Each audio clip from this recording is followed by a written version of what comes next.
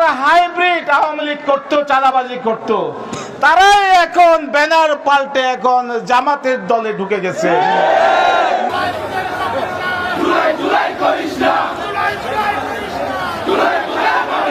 সালাউদ্দিন সাহেব সহ স্থায়ী কমিটির সদস্য সালাউদ্দিন সাহেব সহ জাতীয় নেতাদের বিরুদ্ধে যে কুরুচিপূর্ণ বক্তব্য রাখছে বিভিন্ন জায়গায়, তার প্রতিবাদ এবং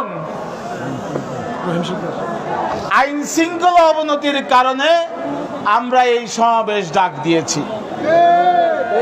আপনারা জানেন রহিম শিকদারকে নির্মমভাবে হত্যা করা হয়েছে।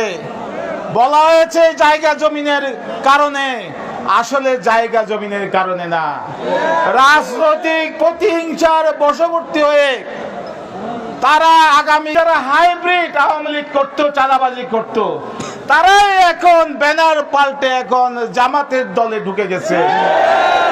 ধ্বংস করার জন্য তারাই ষড়যন্ত্র করেছে।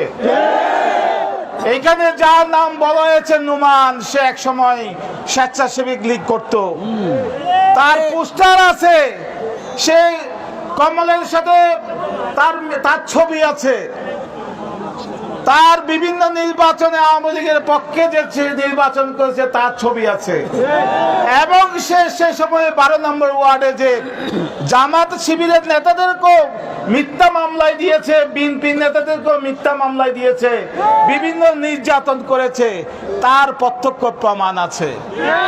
তারপরও আমরা শুনলাম সে ওই 12 নম্বর ওয়ার্ডের একটা গ্রামের সে জামাতের সভাপতি।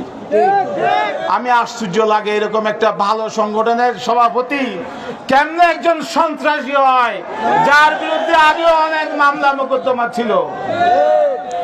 আমরা বিএনপি যখন কোনো কারোর বিরুদ্ধে অভিযোগ আছে তাদেরকে শোকজ নোটিশ দিই। আমরা যদি এটা সত্য প্রমাণিত হয় আমরা তাকে বহিষ্কার করি। আজ পর্যন্ত জামাতে ইসলামী ভাইয়েরা বলে যে সে তাদের লোক না, অথচ পত্রপত্রিকায় ফেসবুকে প্রমাণ আছে। তারা পারত যে তাকেও তাদের পার্টি থেকে বহিষ্কার করে কলঙ্ক মুক্ত হতে পারত, কিন্তু তারা সেই কলঙ্ক মুক্ত হয় নাই। আপনারা দেখবেন, ইদানিং লক্ষ্য করবেন, সেই সময় যারা হাইব্রিড আওয়ামী লীগ করতো, চাঁদাবাজি করতো, তারাই এখন ব্যানার পাল্টে এখন জামাতের দলে ঢুকে গেছে। নাম দিয়েছে শ্রমিক কল্যাণ ফেডারেশন। আমার জামাত ভাইরা, আনোয়ারি ভাই, ফারুক ভাইয়ের কাছে আবেদন, শ্রমিক কল্যাণ ফেডারেশনের যারা অন্তর্ভুক্ত হয়েছে যে তাদের নাম আপনারা পত্র পত্রিকায় প্রকাশ করুন। এরা কারা আপনাদের এখানে অংশগ্রহণ করেছে?